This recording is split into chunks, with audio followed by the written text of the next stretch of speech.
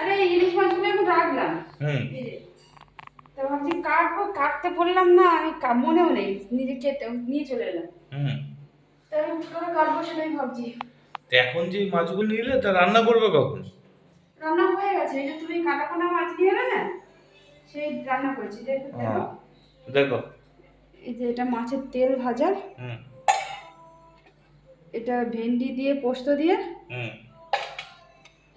এটা কাঁকরোল ভাজা, হুম সব অল্প অল্প করে হয়েছে। আর এই যে পোনা মাছ দিয়ে ওই কাজু, চারমগজ, পোস্ত এইসব দিয়ে ঝোল করেছি। ঝোল বলতে গায়বান মাখা। আর এই যে ডাল, এটা তো আমাদের বাড়ির কমন রান্না। কমন রান্না। যাক, এই হলো রান্না। আর এই ইলিশ মাছটা কালকে করবো ভাবছি। কালকে কাল করবো। ঠিক আছে। টাটা। হুম।